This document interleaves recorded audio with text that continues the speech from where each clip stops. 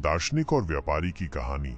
नमस्ते दोस्तों, एक दार्शनिक और एक बहुत ही धनी व्यापारी की कहानी सुनाता हूँ। ये कहानी हमें सिखाती है कि जीवन में असली खुशी और दुख का संबंध धन दौलत से नहीं बल्कि हमारे मन के लगाव से होता है। बहुत समय पहले की बात है, एक बड़ा ही अमीर व्यापारी था जिसका नाम राघव था। वो बहुत मेहनती था और उसने अपनी मेहनत से एक बहुत बड़ा साम्राज्य खड़ा किया था। उसके पास आलीशान घर, महंगी गाड़ियां और ढेर सारी कीमती चीजें थीं।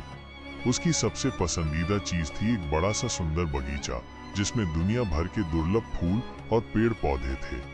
वो अक्सर अपने खाली समय में उसी बगीचे में जाता और उसकी सुंदरता को देखकर खुश होता था। एक दिन राघव को व्यापार के सिलसिले में एक दूसरे शहर जाना पड़ा। वहां एक काम खत्म करने में उसे कुछ हफ्ते लग गए। इस बीच उसके शहर में अचानक एक भयंकर आंधी तूफान आया। वो तूफान इतना तेज था कि उसने शहर में बहुत तबाही मचाई। कई घर गिर गए, पेड़ उखड़ गए और चारों तरफ बहुत नुकसान हुआ। जब राघव वापस लौटा तो उसका दिल धक धक कर रहा था। वो अपने घर की तरफ भागा। जब वो घर पहुंचा तो देखा कि उसका बगीचा पूरी तरह से उजड़ चुका था। जो फूल और पेड़ पौधे उसने इतने प्यार से लगाए थे वे सब बर्बाद हो गए थे। ये देखकर राघव का दिल टूट गया। वो वहीं बैठकर फूट फूट कर रोने लगा।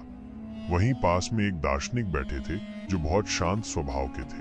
उन्होंने राघव को रोते हुए देखा और उसके पास आए। दार्शनिक ने कहा, तुम इतने दुखी क्यों हो?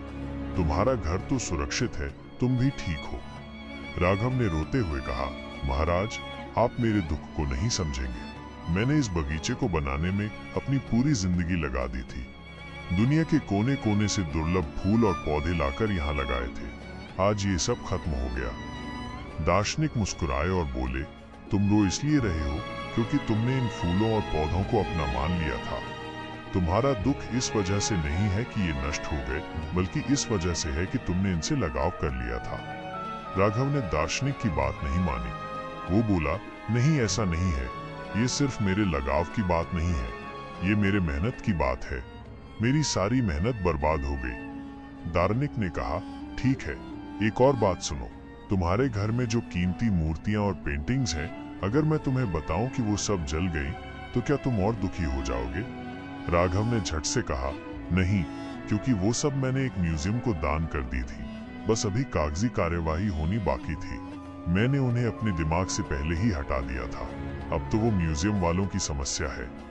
दार्शनिक ने कहा, बस यही तो मैं तुम्हें समझाना चाहता हूँ। जब तुमने उन कीमती चीजों से अपना रिश्ता खत्म कर दिया तो उनके नष्ट होने से तुम्हें कोई फर्क नहीं पड़ा। इसी तरह जब तक तुम किसी चीज को मेरी मानते हो तब तक उसका सुख दुख तुम्हें प्रभावित करता है। जिस दिन तुम उस लगाव को छोड़ दोगे उस दिन तुम शांत और खुश रहोगे। राघव को दार्शनिक की बात समझ में आ गई। उसने आंखें पोंछी और अपने बिखरे हुए बगीचे को देखने लगा। अब उसे उतना दुख नहीं हो रहा था। उसने सोचा, ये तो जीवन का एक हिस्सा है, चीजें आती जाती रहती हैं। असली खुशी और शांति हमारे मन के भीतर होती है। ये कहानी हमें सिखाती है कि हम जिन चीजों से चिपके रहते हैं वही हमारे दुख का कारण बनती हैं। अगर हम मेरा और तेरा के चक्कर से बाहर निकल जाएं, तो जीवन में बहुत शांति आ जाती है। असली सुख किसी चीज के होने या न होने में नहीं, बल्कि हमारे मन की स्थिरता में है। तो दोस्तों, कर दिखाओ कुछ ऐसा कि दुनिया करना चाहे आपके जैसा। अगर आपको ये कहानी पसंद आई हो तो हमारे चैनल जीएसएम स्टोरी को सब्सक्राइब करें और इस वीडियो को लाइक और शेयर करें। अगली कहानी में फिर मिलेंगे, तब तक के लिए अपना ख्याल रखें।